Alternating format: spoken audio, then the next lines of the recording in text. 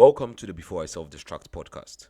My name is Desmond Defisa Bempon, and I am glad that you can join me on this amazing journey. I will open today's episode with a piece I wrote titled Sailors on Duty. This segment's message hinges on this written piece, so please let's pay rapt attention and listen. It is important that we use our imagination throughout this episode. Thank you. Let's ride.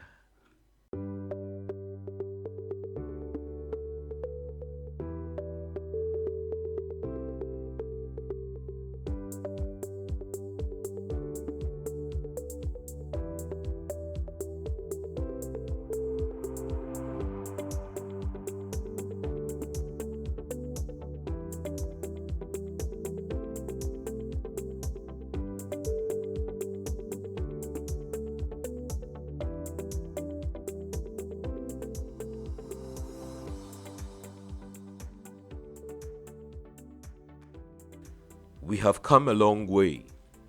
Sailors who seemed to be astray, hated for choosing our own ways. Repeatedly, the masses gainsay. Our outfits are shredded and blighted. From ashes of cigarettes we lighted. Our hearts forever united. Lungs darkened, never to be lightened. Yes, we are sailors embarking on a journey, fighting the waves, attacking its fury. Though our ships may never rock steady, till death we are sailors on duty.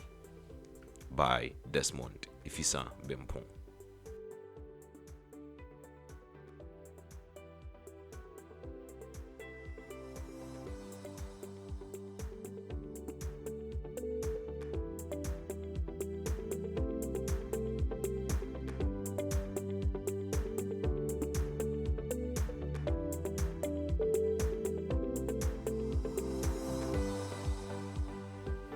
This is a very short piece consisting of 3 stanzas.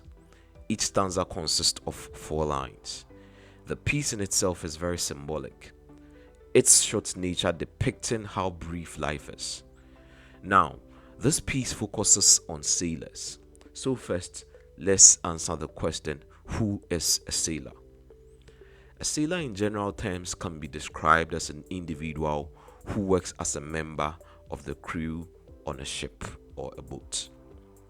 The idea of being a sailor is one that depicts unity, cohesion, and togetherness.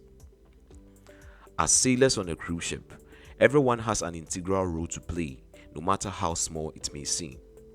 On a cruise ship, there are a lot of moving parts, and each moving part performs a function that strengthens the crew and ensures the success of the journey because they work together as a unified whole. Now, we can liken this scenario to our lives.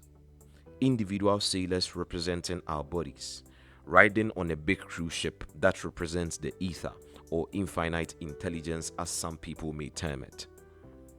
Infinite intelligence guides us as individuals with distinctive features. Though our realities might be parallel, our ideologies align at some point, and then we become a unified entity in spirit and in mind. The vast ocean represents the world we live in. The elements, water, wind, the storms, lightning, fire, all these represent obstacles we as sailors are to overcome in the course of our journey in order to reach our destination. It is, however, important that we understand that the ocean does not only present sailors with obstacles, but with beauty, with opportunity, with charm, refreshment, elation, food, and other amazing experiences. This tells us that the ocean, which symbolizes life's journey, possesses both good and bad. And as sailors, once we set sail, these are things we will have to deal with. Now that we have an overview of the piece, let us ease up into our stanzas.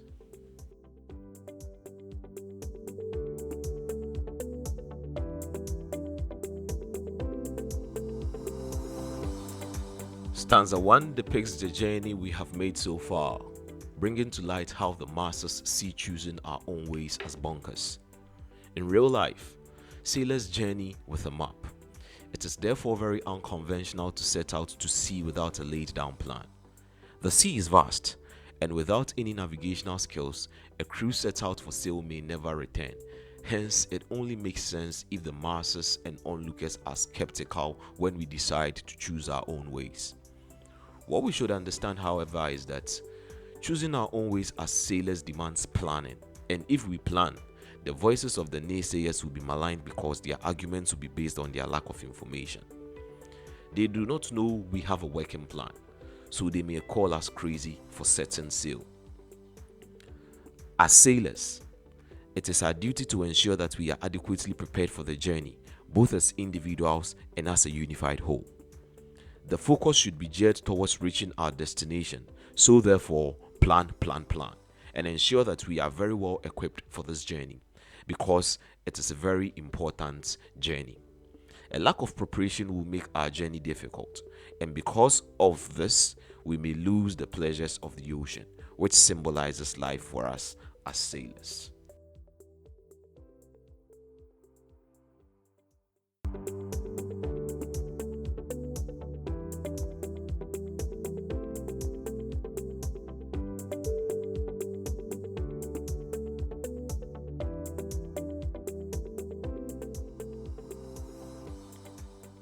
Stanza 2 opens by saying that our outfits are shredded and blighted, suggesting that we have been on this journey for a while and the elements, the sun, rain, humidity, which represents the various facets of our lives, has taken a toll on us and is now physically evident.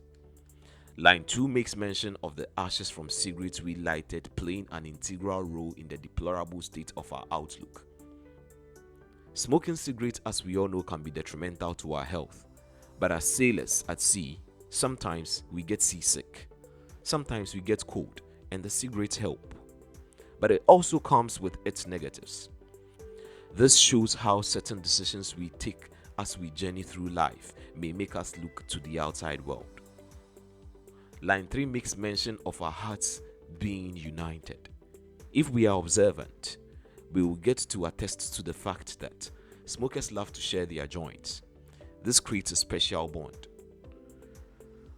However, we should understand that this bond does not nullify the negatives that comes with smoking.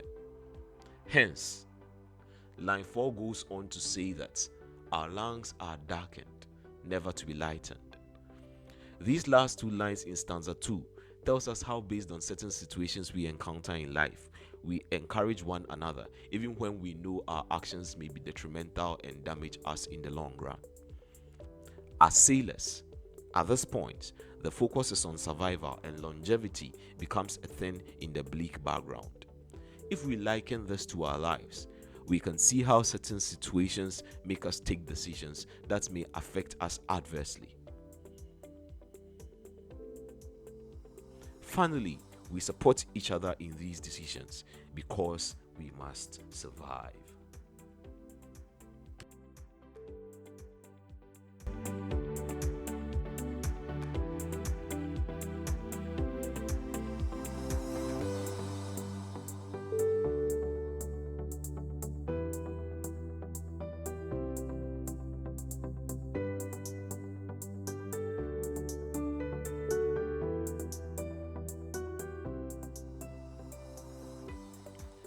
The final stanza reaffirms who we are as sailors, men and women on duty who are fighting the waves and attacking its fury relentlessly. As sailors, we are tough and we do not succumb to the forces we encounter on the ocean. Line 3 and 4 in stanza 3 goes on to acknowledge the fact that the outcome of our journey might be somewhat unpredictable, and because of the elements, our ships may never rock steady. But till death, we are sailors on duty. Once we are on duty, we fight, we strive, we survive, and we keep moving on till we can reach our destination or we can journey no more. Let's keep fighting. Let's keep journeying on. May we never give up and may our hustle pay off. My name is Desmond Defisa Bempong. Thanks for listening to the Before I Self-Destruct podcast. You can follow us on all social media platforms at Before I Self-Destruct.